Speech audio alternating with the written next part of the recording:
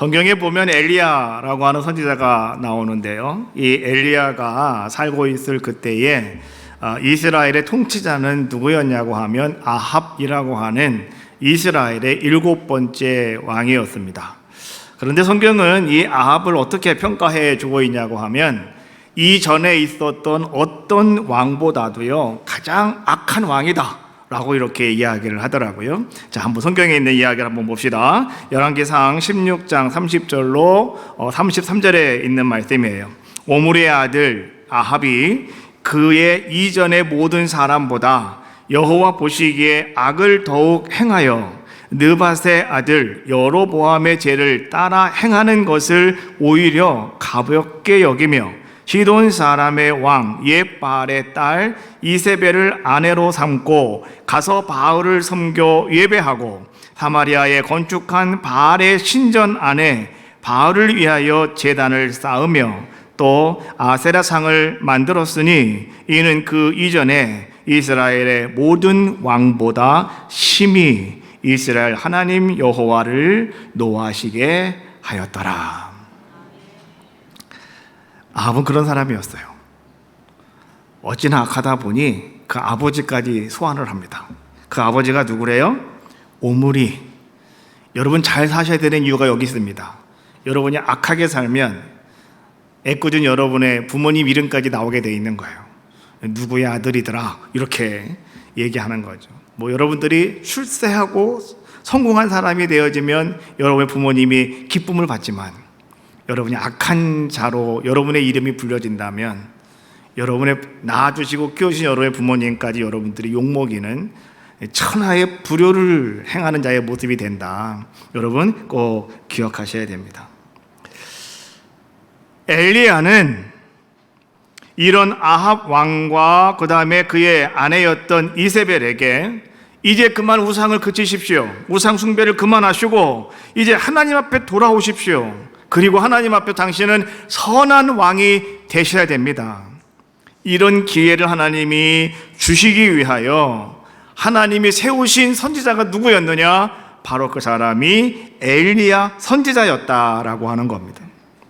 그래서 엘리야가 이제는 아합 왕에게 나아가죠. 가서 그는 왕에게 이렇게 이야기합니다. 그것이 17장 1절에 있는 말씀인데 이 말씀을 조금 더 여러분들이 이해를 좀 쉽게 하게 하기 위해서 현대어 성경으로 제가 여러분께 한번 읽어드리도록 하겠습니다. 내가 섬기는 이스라엘 하나님 여호와께서 확실히 살아계심을 걸고 맹세합니다. 내가 다시 비가 오도록 기도하기 전에는 앞으로 몇 해 동안 이 땅에 비는 물론이고 이슬도 전혀 내리지 않는 무서운 재앙이 계속 될 것입니다. 엘리야가 지금 왕에게 가서 이렇게 선포를 하니 아합 왕은 이제 자기가 왕의 권위가 있어야 되는 것이고 또 백성들을 잘 다스려 가려면 이렇게 허튼 얘기 듣고 사람들이 이렇게 뭐가 돼요? 혼란스러우면 안 되잖아요. 그러다가 보니까 이제는 이 아합 왕이 자신의 안보와 통치를 목적으로 엘리야를 잡아서 감옥에 넣으라고 명령을 합니다. 그런데 살아계신 우리 하나님께서는 이 아합 왕보다 항상 한 발 앞서십니다. 하나님은 모든 악한 것보다 한 발 앞서시는 분이 하나님. 항상 여러분들을 그렇게 지켜주시고 보호하시는 분이 우리 하나님이셔요. 하나님은 오늘 엘리야에게 이렇게 말씀하십니다. 3절 말씀에 그렇게 말씀해 주고 있죠. 너는 여기서 떠나 동쪽으로 가서 요단 앞 그린 시냇가에 숨고라고 말씀해 주고 있어요. 하나님께서는요 아합 왕이 움직이기 전에 먼저 하나님은 엘리야를 어디로 보내고 계시냐고 하면 요단 앞 그린 시냇가에 가서 숨으라 말씀해 주고 있는 거예요. 이스라엘에는 와디 컬트라고 하는 깊은 골짜기가 있습니다. 유대 강야 안에 있는 건데요. 아마 여러분 성경 말씀 들어보셨을 거예요. 예수님께서 한 비유의 말씀을 하시면서 한 사람이 예루살렘에서 여리고로 내려가다가 누굴 만나요? 강도를 만났다. 그렇죠? 그래서 선한 사마리아 사람 이야기하면서 이제 이야기를 해주고 있는 내용인데요. 바로 그 자리입니다. 예루살렘에서 여리고로 내려가는 그 골짜기는 아주 깊어요. 그리고 기암절벽으로 쫙쫙쫙 세워져 있는 그러한 곳이에요. 위쪽은 사막이고 광야입니다. 아무것도 없어요. 그런데 그 위에서 밑에가 보이지가 않아요.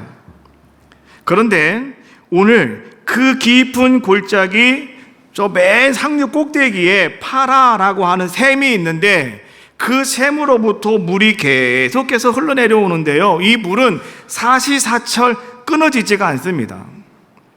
그 골짜기 안에.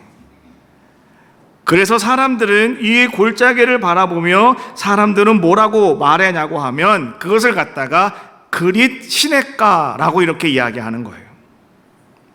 골짜기, 깊은 골짜기 안에 물이 흘러내려와요. 근데 그 물은 사시사철 끊어지지가 않는다. 하나님께서 오늘 엘리야에게 너는 그곳으로 가서 숨어라 라고 말씀하시면서 뭐라고 말씀하십니까? 4절에 이렇게 말하죠. 그 시냇물을 마셔라. 내가 까마귀들에게 명령하여 거기서 너를 먹이게 하리라 라고 말씀해 주고 계시는 거예요. 이 그린 시냇가는 아주 은밀한 곳이에요. 위에서는 보이지가 않으니까요. 거기에 숨어들면 누구도 그 사람을 찾을 수가 없는 그런 곳이었단 말이죠. 그런데 문제는 무엇이었냐고 하면 거기는 사시사철 시냇물이 흘러내려오기 때문에 먹을 물은 풍성한데 먹을 음식이 없는 거예요. 그래서 사람들은 그곳에 들어가서 한 며칠 동안은 버틸 수 있어도 몇 달 이상을 버틸 수가 없는 겁니다. 왜요? 거기는 먹을 게 없어요. 근데 하나님께서 뭐라고 말씀해 주고 계시냐고 하면 거기에 있는 시냇물을 마셔라. 그리고 너 먹을 거 걱정하지 말아라. 내가 먹을 것은 내가 다 공급해 줄게 라고 말씀하시면서 오늘 뭐라고 말씀하십니까? 까마귀들에게 명령하셨다라고 말씀해 주고 계시는 거죠. 엘리야는 하나님의 말씀을 듣고 그는 순종합니다. 그래서 그는 그린 시냇가로 들어갑니다. 그리고 그 그린 시냇가에 들어가서 아침 저녁마다 까마귀들이 물어주는 떡과 고기를 먹으면서 이제 그는 거기서 생활하는 자의 모습이었다라고 하는 거죠. 우리는 이 이야기가 낯설지가 않아요. 왜? 너무나 많이 들었기 때문에. 그런데 여러분, 이 이야기 속에는 아주 신비한 하나님의 비밀이 들어있는 거 알고 계십니까? 까마귀는요, 본래 습성이 어떤 습성을 가지고 있냐고 하면 까마귀는 시체와 썩은 것들을 즐겨 먹는 게 까마귀랍니다. 그리고 까마귀는 무슨 먹을 것이 있으면 자기 새끼들에게조차 줄 것을 남기지 않고 다 먹어 치우는 게 까마귀랍니다. 그런데 하나님께서는 그 까마귀를 통해서 떡과 고기를 아침 저녁으로 엘리야에게 공급해 주셨다는 거죠. 이 불가능한 일이 이루어졌다라고 하는 것을 이야기해 주고 있는 거예요. 또 한 가지는 어떤 비밀이 있냐고 하면 여러분, 아침 저녁으로 떡과 고기를 까마귀를 통해서 제공해 줬다고 했잖아요. 그런데 하루에 2번씩 고기를 먹었다라고 하는 것, 우리가 생각을 할 때는 그냥 휙 지나가 버릴 수 있는 이야기인데요. 오늘 하루에 고기를 먹는 이 식사의 습관이라고 하는 것은 그 시대에 고대 이 팔레스타인 지역에서는요, 부자들만이 가지고 있는 생활 습관이었답니다. 가난한 사람들은 하루 2끼 고기 못 먹어요. 근데 부자들만이 하루 2번 고기 음식을 먹었다 이런 얘기예요. 근데 엘리야가 그린 시냇가에 숨어 있는데 하나님께서는 거기서 가난한 자처럼 굶게 만드시는 것이 아니라 그 시대의 부자처럼 하나님께서는 하루에 2번씩 고기를 먹여주셨다 이런 얘기죠. 할렐루야. 이 얘기는요, 우리에게 이거 얘기해 주고 있는 거예요. 하나님은 정말 살아계시는구나. 하나님은 정말 전능하신 분이십니다. 이거 고백해 주고 있는 거죠. 여러분, 또 말이죠. 이제 그렇게 엘리야가 거기서 하루 이틀을 살면서 1달, 2달, 석 달을 살아가고 있는데 너무나 가물다가 보니까요, 이제는 그 파라라고 하는 샘물조차도 이제 말라버리고 말았어요. 그래서 이 그린 시냇가에 이제는 시냇물조차도 다 말라버리고 마는 이런 상황이 되었다는 거죠.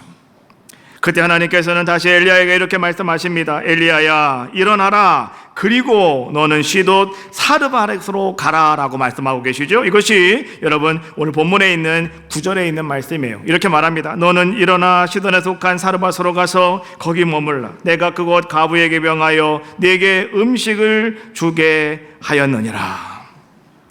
엘리야는 하나님 말씀에 순종하는 사람이었기 때문에 또 하나님이 오늘 시돈 땅 사르밧으로 가라고 해서 오늘 엘리야는 또 그 길을 걸어갑니다. 여러분, 지금 이 그린 시냇가라고 하는 곳과 시돈이라고 하는 곳은 차이가 상당히 멀어요. 저 위쪽이거든요. 한참을 걸어가야 됩니다. 한 이틀 3일 걸어가야 되는 길이에요. 근데 엘리야는 하나님이 그곳으로 가라 하셔서 그는 그곳으로 갑니다. 오늘 성경 말씀을 가만히 읽다가 보면 엘리야는 이제 그 사르밧에 가자마자 오늘 그는 거기서 한 과부, 한 여자를 만나게 되고 오늘 그 여인으로부터 이제 공개받는 이런 모습을 성경은 우리에게 이제 보여주고 계시죠. 근데 한 가지 궁금한 것이 있습니다. 그것은 무엇이냐고 하면 오늘 엘리야는 사르밧이라고 하는 곳에 갔을 때 어떻게 그 많은 사람들 가운데 오늘 이 여자가 과부인 것을 알 수 있었을까라고 하는 거죠. 여러분, 나는 과부 써놓고 다니는 사람이 있습니까? 없잖아요. 다 똑같은 사람인데 어떻게 그 사람이 과부인 줄 아냐고요. 근데 성경에 보니까 엘리야는 가자마자 이렇게 딱 만나는 그러한 모습을 볼 수가 있고 사람 딱 보고서 딱 그 사람 찝어서 얘기하는 이런 모습을 볼 수가 있잖아요. 엘리야에게 어떤 신통력이 있을까? 엘리야에게 어떤 능력이 있는 것일까? 여러분 고민 많이 하실 수가 있는데요. 엘리야에게 신통력이 있는 것도 아니고 엘리야에게 어떤 능력이 있는 것도 아니었어요. 그 당시에는요, 과부들이 입는 옷이 있었답니다. 창세기 38장 14절 말씀에 보니까 그가 그 과부의 의복을 벗고 너울로 얼굴을 가리고, 그 유다 얘기할 때 나오는 얘기고요. 그 다음에 신명기 24장 17절 말씀에 보니까 너는 객이나 고아의 송사를 억울하게 하지 말며 과부의 옷을 전당 잡지 말아라.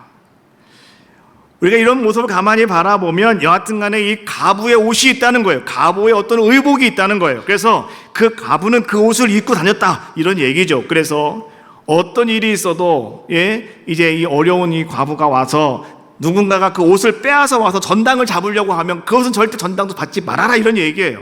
왜? 과부의 옷이니까. 그럼 과부의 옷은 어떤 옷이었을까요? 궁금하시죠? 이렇게 막 조사를 하다가 보니까 17세기 과부의 의복이라고 하는 이 그림이 있더라고요. 저 그림입니다. 17세기 과부의 의복이랍니다. 어떻게 보면 검은 이제 의복이죠. 검은 옷을 입고 다녔다라고 이렇게 이야기하더라고요. 샤를 라메르라고 하는 이 화가가 이제 그려가지고 지금 파리 오르세 미술관에 이제 전시가 되어져 있다고 그래요. 엘리야는 사르밧에 가자마자 과부의 옷을 입고 있는 한 여인이 나무를 줍고 있는 것을 보게 되었고, 그래서 이 엘리야는 사르밧에 왔는데 주님이 나에게 과부에게로 가라고 했는데 누구라고 이름은 안 가르쳐 주셨거든요. 그래서 혹 저 사람인가? 라고 생각을 하고 그 여인에게 가는 겁니다. 가서 그 여인에게 가서 오늘 이제는 엘리야는 한 말 살짝 물어보는 거예요. 내가 멀리서 왔는데 나에게 물 좀 한 그릇 주시오. 그랬더니 이 여자가 말이죠, 일어나더니 물을, 알았어요, 내가 물 드릴게요 하고 물을 가지러 자기 집으로 가더라는 거죠. 그때에 엘리야는 알았습니다. 하나님이 나에게 가서 만나라고 한 사람이 바로 저 사람이구나. 엘리야는 그냥 알았어요. 왜냐고 하면 다른 사람 같으면 당신이 뭔데 그래요? 하고 그냥 갈 텐데 오늘 이 여인이 자기를 잘 맞이해 주잖아요. 이 반박을 안 하고 잘 맞이해 주잖아요. 그래서 엘리야는 이 사람인가 보다 속으로 깨달았어요. 그래서 엘리야가 이제는 가고 있는 그 여인을 바라보면서 한마디 더 합니다. 그것이 11절에 있는 말씀이죠. 그가 가지러 갈 때에, 뭘 가지러 가요? 물을 가지러 갈 때에 엘리야가 그를 잠깐 불렀다. 그리고 그에게 말했습니다. 청하건대 네 손에 떡 한 조각을 내게로 가져오라. 물 가지러 가고 있는데 갑자기 엘리야가 뭐라고 말해요? 가는 길에 올 때 떡도 갖고 와. 이렇게 얘기하는 거예요. 물만 먹고 못 사니까. 그린 시내가에서도 하나님이 물은 풍성하게 있었지만 떡과 고기는 누가 줬다고요? 까마귀가 갖다 줬는데, 그렇잖아요? 거기서도 내가 떡 먹고 살았는데 여기까지 내가 와서 내가 물 먹고 살 수는 없잖아요, 그렇죠? 그러니까 오는 길에 당신 손에 있는 떡 하나 가지고 와라 라고 이렇게 이야기하는 거죠. 그랬더니 가부가 말이죠, 엘리야를 뚜려지게 쳐다보고 있어요. 가만히 엘리야를 바라보고 아무 말도 하지 않고 가만히 있는 거예요. 그러다가 이 여자가 엘리야에게 이렇게 이야기를 해요. 12절에 있는 말씀이에요. 그가 이르되 당신의 하나님 여호와께서 살아계심을 두고 맹세하노니 나는 떡이 없고 다만 통에 가루 한 우쿵과 병에 기름 조금뿐이다. 내가 나무 가지 둘을 주워다가 나와 내 아들을 위하여 음식을 만들어 먹고 그 후에는 죽으리라. 하나님께서는 엘리야를 이방 땅 시돈 땅으로 보내셨으면 이왕 보내시는 거 부잣집으로 보내시지 왜 부잣집으로 보내지 아니하고 왜 이 가난한 가부에게로 보내셨을까요? 여러분, 오늘 이 사건을 가만히 바라보면서 여러분은 어떻게 생각하세요? 왜 하나님께서는 엘리야를 하필이면 이 집으로 보냈을까? 아니면 하나님은 엘리야를 다행히도 이 여인의 집으로 보냈을까? 여러분 어떻게 생각하세요? 하필이면 이 집입니까? 다행히도 이 집입니까? 여러분은 어떠세요? 하필이면 이 집이세요? 아멘. 다행히도 이 집입니까? 아멘. 네, 다행히도 이 집인 분이 많이 계시군요. 지금까지 우리는 엘리야의 입장에서 이 말씀을 주목해 봤어요. 그러니까 우리는 하필이면 왜 이 집일까? 이렇게 우리는 생각할 수밖에 없는 거예요. 엘리야 입장에서 바라본다면. 그럼 이제부터 우리는요, 말씀을 조금 관점을 바꿔서 오늘 이 여인의 입장에서 혼자 살고 있는 불쌍한 이 가부의 입장에서 한번 이 말씀을 바라보자는 거죠. 여자는 그렇게 말합니다. 내 손에는 지금 당신에게 줄 떡이 한 조각도 없습니다. 통에 가루 한 우쿵과 병에 기름 조금뿐입니다. 이나마 내 아들과 만들어 먹고 죽으려고 합니다. 오늘 이 여자가 하는 이야기를 가만히 들어보면 말이죠, 소망이 없습니다. 이 여자의 말 속에는 희망도 없습니다. 점점 말 한마디 한마디 할 때마다 점점점 짙은 절망 속으로 빠져들어가는 그런 모습을 우리가 느낄 수 있다라고 하는 거죠. 오늘 엘리야의 말이 무색할 정도로 말이죠, 오늘 왜 이 여인은 이렇게 슬픈 말을 하고 있느냐라고 하는 것이죠. 비참한 모습 아니겠습니까? 어떻게 이렇게 비참할 수가 있어요? 아무것도 없다. 조금뿐이다. 뭐가요? 가루와 기름 조금밖에 없다. 그리고 더 비참한 말은 뭐예요? 이제 만들어 먹고 죽는답니다. 죽는다면 다 끝난 거잖아요. 더 이상 뭐가 필요하겠어요? 죽는다는데 할 말 없는 거죠. 그런데요, 오늘 이 엘리야는 오늘 이러한 여인, 불쌍한 이 여인을 바라보면서 말이죠, 엘리야는 다시 한번 아주 더 비정하게 엘리야는 또 이야기하더라라고 하는 것이죠. 자, 그것이 무슨 얘기냐? 이런 얘기입니다. 13절 말씀에 보니까 엘리야가 그에게 이르되, 다시 그녀에게 말했다는 거예요. 두려워하지 말아라. 가서 네 말대로 하려니와 그게 무슨 얘기예요? 네 말대로 가서 그 나무 두 거 가지고 가서 네 말대로 조금 있는 가루에다가 그 한 방울 남은 기름 가지고 떡 만들어, 이런 얘기예요. 그 다음에가 중요하죠. 그리고 나서 먼저 그곳으로 나를 위하여 작은 떡 한 개를 만들어 4개로 가져오고 그 후에 너와 내 아들을 위하여 만들라. 여러분, 얼마나 비정한 얘기입니까? 오늘 말이죠, 우리는 이 이야기를 들으면서 많은 사람들이 야, 엘리야가 말이지 너무하잖아, 어떻게 하나님의 사람이라도 그렇지 아무것도 없다는데 벼룩이 간을 내먹어야지, 이런 얘기 많이 합니다. 그리고 어떤 분들은요, 이런 이야기를 가지고 여러분 주의종을 잘 섬기셔야 됩니다, 여러분 그래야 여러분에게도 이런 복이 임합니다, 뭐 이렇게 또 설교하시는 분도 가끔은 계셔요. 또 여러분 그런 얘기 많이 들어봤을 것이고요.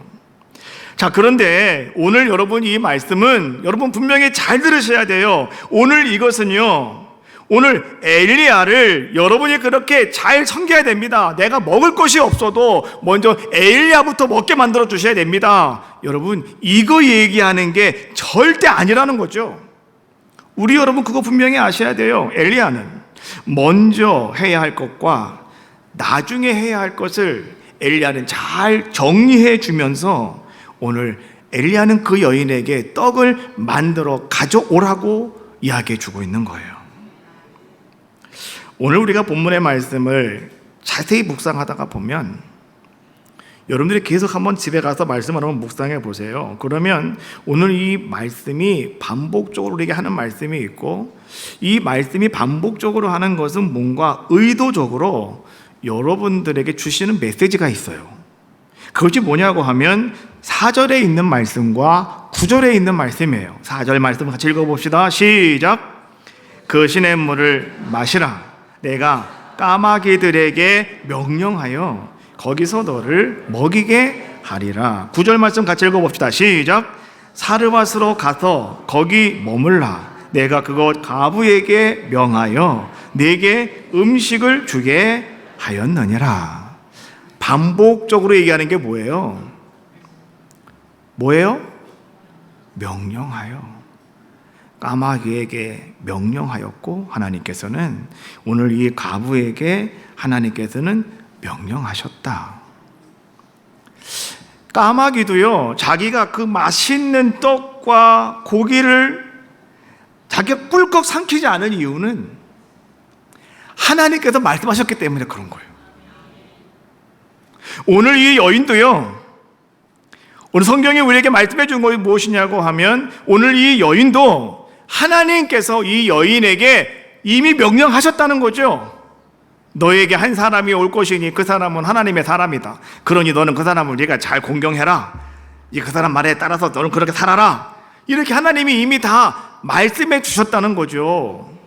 그런데 오늘 이 여인은 어떻게 하는 겁니까? 그것을 잠깐 잃어버렸는지 아니면 인정하지 않는 것인지, 오늘 이 여인은 뭐라고 말해요? 나는 없다, 조금밖에 없다, 먹고 죽을 거다, 뭐 이런 이야기를 지금 하고 있는 자의 모습이었다라고 하는 거죠. 오늘 성경은 우리에게 여러분 이런 메시지를 전해주고 있어요. 한번 따라합시다. 하나님이 말씀하시면 그대로 되니라. 하나님이 말씀하시니 그대로 되니라. 여러분, 우리가 계속 말씀 나누고 있는 거 아니겠습니까? 오늘 하나님은요, 이 말씀을 여러분들에게 지금 의도적으로 말씀해 주고 계시면서 오늘 이 한 여인의 이야기를 오늘 여러분들에게 지금 보여주고 계시다라고 하는 거죠.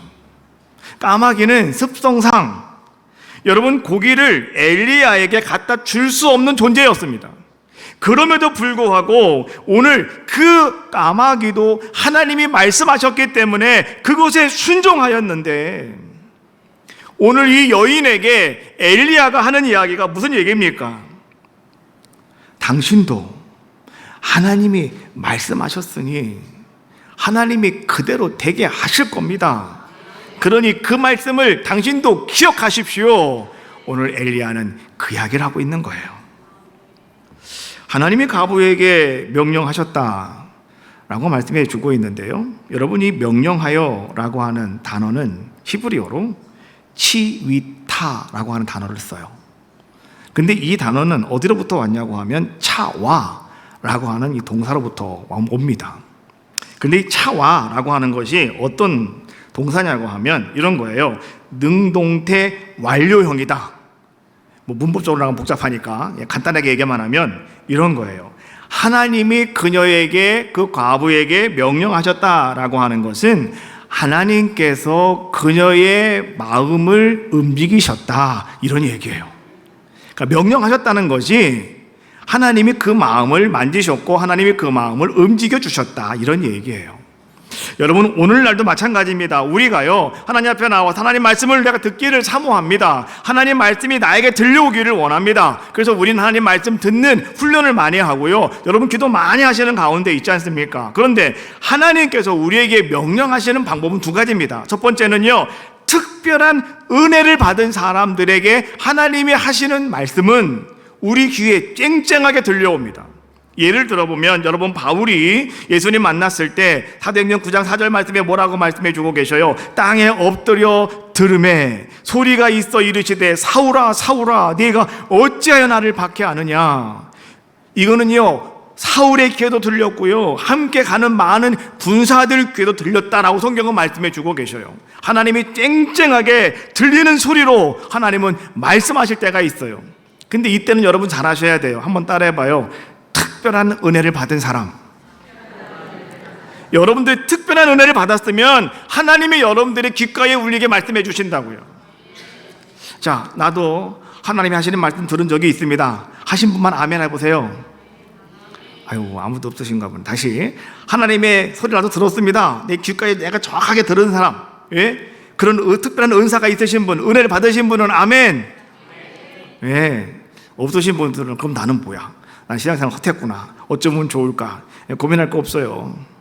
하나님은 대부분의 모든 사람들에게 또 행하시는, 하나님이 말씀하시는 모습이 있는데, 그것은 뭐냐고 하면 오늘 이 여인에게 말씀해 주고 있는 것처럼 하나님께서 그 사람의 마음을 움직이신다는 거예요. 여러분은 어떠십니까? 예배 드리는 가운데, 기도하는 가운데, 말씀 듣는 가운데 주의 성령이 여러분들의 마음을 움직일 때가 있어요. 내 마음을 움직일 때가 정말 여러분 몇 번이나 있었습니까? 우리가요, 어떤 일을 당했을 때, 어떤 이야기를 들었을 때, 어떤 사건을 접했을 때 하나님이 성령님을 통해서 여러분들의 마음을 움직일 때가 있다는 거예요.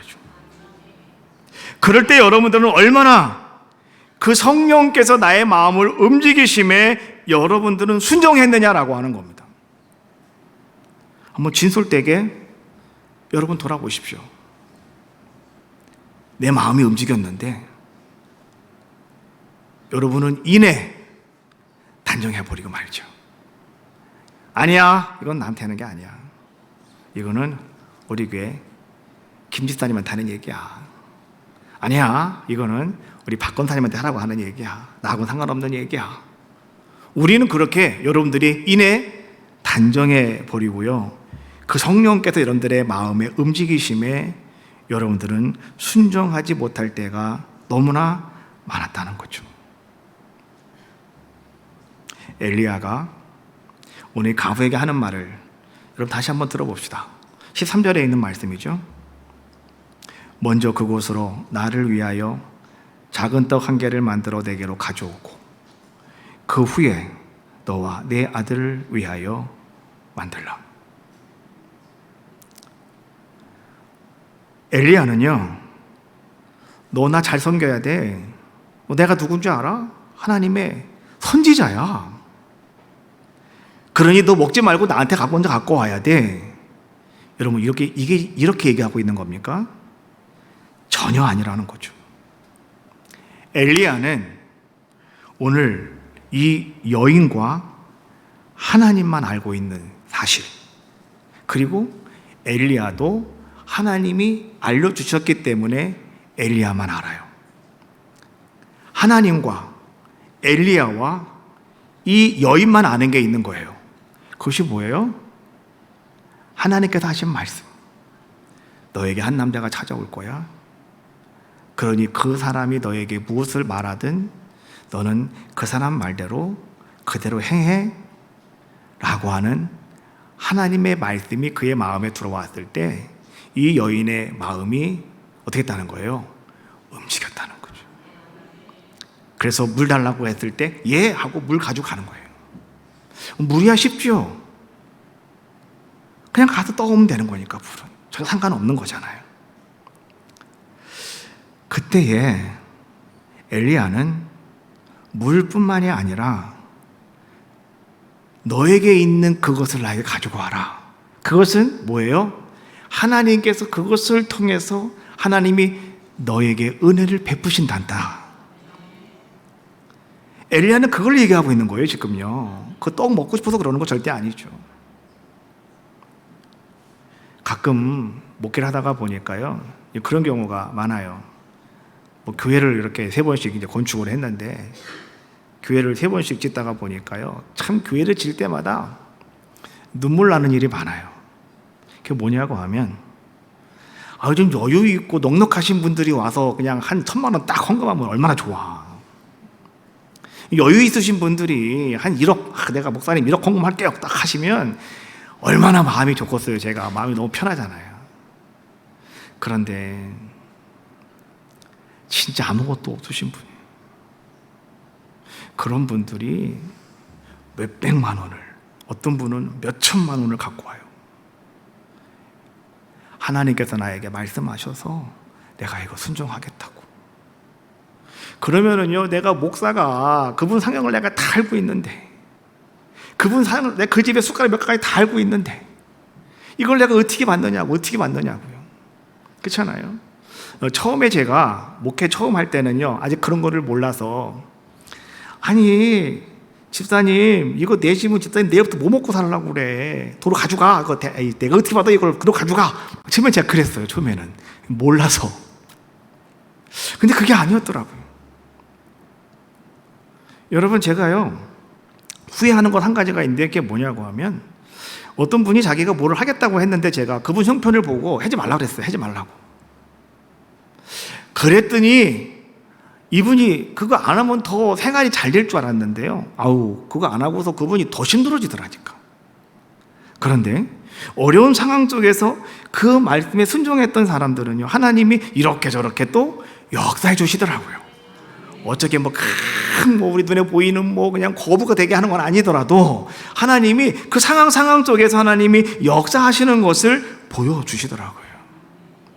오늘 엘리야는 가부에게 이렇게 말합니다. 당신만 알고 있는 것, 내도 알고 있고 하나님만 알고 있는 그것, 왜 그것을 잃어버렸느냐고 말하면서 엘리야가 이렇게 하는 말이 그거예요. 15절 16절, 그가 그렇게 말했을 때 오늘 그 사람이 이렇게 합니다. 그가 가서 엘리야의 말대로 하였더니 그와 엘리야와 그의 식구가 여러 날 먹었으나 여호와께서 엘리야를 통하여 하신 말씀같이 통의 가루가 떨어지지 아니하고 병의 기름이 없어지지 아니하니라 라고 말씀해 주고 계시는 거예요. 할렐루야. 오늘 이 여인이 말이죠, 이제 엘리야가 하는 이야기, 오늘 엘리야를 잘 섬겨라, 엘리야 나쁜 사람, 이게 아니라 지금 하나님이 말씀하신 것, 그 여인이 알고 있는 것, 그리고 엘리야가 알고 있는 것, 그것을 엘리야가 이야기했을 때 오늘 이 여인은 깨닫게 된 거죠. 그렇구나. 오늘 이 사람을 통해서 그래, 먼저 하나님 말씀에 내가 순종해야 되겠구나. 오늘날 우리가 신앙생활 하면서 많은 사람들이요, 여러분 실수하는 것 중에 하나가 그거예요. 먼저 나를 위하여, 엘리야를 위하여, 그거 다른 말로 말하면 하나님을 위하여, 하나님 말씀을 따라가라는 거예요. 그리고 나서 너와 내 아들을 위해서 하여라라고 하는 것인데, 우리는 어떻게 하고 있냐고 하면 먼저 나와 내 아들을 위하여 먼저 행합니다. 그리고 나서 여유가 되면, 조건이 되면, 형편이 되면 그때 내가 하나님 앞에 충성하겠습니다. 이런 모습으로 우리가 살아가고 있기 때문에, 믿음 생활하고 있기 때문에 우리에게는 기적도 없고 역사도 없고 아무런 은혜가 없는 거죠. 여러분 잘 들으세요. 현실을 바라보면 어떤 말씀에도 우리는 순종하기가 어렵습니다. 그러나 오늘 여러분들이 현실을 바라보는 것이 아니라 하나님이 나의 마음을 움직이신 것, 하나님이 나에게 마음을 주신 것, 하나님이 나에게 말씀하신 것, 여러분들이 그것을 바라보면 우리는 어떤 자가 될 수 있어요? 여인처럼 하나님의 말씀 따라가는 자가 될 수 있다는 거죠. 3년 6개월 동안 흉년이 계속될 때 양식이 없는 어려운 사람들이 얼마나 많았겠어요. 특별히 가부된 사람에 대해서 얘기를 하고 있으니까 여러분, 이 가부가 이스라엘 땅에는 없었겠습니까? 왜 하나님께서는 엘리야를 이스라엘 땅으로 보내지 아니하시고 왜 하나님은 그를 저 시돈 땅 사르밧이라고 하는 곳으로 보내서 오늘 그것을 한 여인에게, 한 가부로 하여금 오늘 공개받게 만들므로 말미암아 3년 동안 그 집에 근심 걱정 없이 살아갈 수 있는 은혜를 베풀어 주셨을까라고 하는 것이죠. 예수님께서 이 사건을 가지고 이렇게 말씀하셨습니다. 누가복음 4장 25절에 이렇게 말하죠. 내가 참으로 너희에게 이르노니 엘리야 시대에 하늘에 3년 6개월간 닫히어 온 땅에 큰 흉년이 들었을 때에 이스라엘에 많은 가부가 있었을 때, 여러분 3년 동안 비가 오지 않을 때는요, 사마리아 땅도 그렇고 같이 붙어있는 유대 땅도 마찬가지였다는 것이죠. 똑같이 비가 오지 않는 그런 모습이었다라고 하는 거죠. 자, 그런데 그때에 이스라엘 땅에도 많은 가부가 있었다, 이런 얘기예요. 근데 왜 하나님께서는 엘리야를 그곳으로 보내지 않았느냐? 예수님이 이렇게 말씀하십니다. 26절, 엘리야가 그중 한 사람에게 보내심을 받지 아니하고 오직 시온 땅에 있는 사랍다의 한 가부의 뿐이었으며 라고 말씀해 주고 있어요. 왜 그랬을까요? 이스라엘 백성들은 하나님을 잘 믿는 사람들의 모습이었지만, 그러나 그들은 어떤 자들의 모습이었습니까? 주님을 멀리하고 멸시하고 말씀에 순종하지 않고 자기들의 생각에 좋은 대로만 살아가려고 하던 사람들이었기 때문에 하나님께서는 이스라엘 땅의 한 여인에게 엘리야를 보낸 것이 아니라 시돈 땅에 있는 한 사르밧 이 여인에게 오늘 엘리야를 보냄으로 말미암아서 하나님은 그 집에 은혜를 베풀어 주셨다고 예수님은 말씀해 주고 계시는 거예요. 자, 이제 오늘 우리는 말이죠, 이 말씀을 다시 묵상하면서 다시 우리는 하나님 앞에, 주님 앞에 다시 설 수 있는 여러분들의 모습이 되어야 함을 오늘 성경은 우리에게 말씀해 주고 있는 거죠. 예수님이 이렇게 말씀하십니다. 마태복음 6장 33절. 그런즉 너희는 먼저 그 나라와 그의 의를 구하라. 그리하면 이 모든 것을 너희에게 더하시리라. 여러분, 지금까지 우리가 열심히 하나님 앞에 나와 신앙생활, 믿음생활을 해왔지만 오늘 여러분들이 어떤 그릇된 행실을 가지고 있다고 한다면 오늘 우리는 그러한 것 다 벗어버리고 오직 신실함으로 하나님 앞에 두렵고 떨림으로 다시 설 수 있는 여러분들의 믿음과 신앙이 다 되시기를 주님의 이름으로 축복합니다. 순종하는 자가 되시길 바라겠어요. 오늘 이 시간에 하나님께서 우리에게 말씀하시는 것은 귀에 청청하게 들리는 사람도 있겠지만 대부분의 많은 사람들은 하나님이 여러분의 마음을 움직이시는 거예요. 어떤 마음이 여러분들에게 찾아왔다면, 오늘 주님이 여러분들의 마음을 만지고 계시다면 여러분들은 그 말씀대로 순종하심으로 여러분들에게도요 3년 6개월 아니라 여러분의 평생에 하나님의 은혜가 함께 하시기를 주님의 이름으로 축복합니다.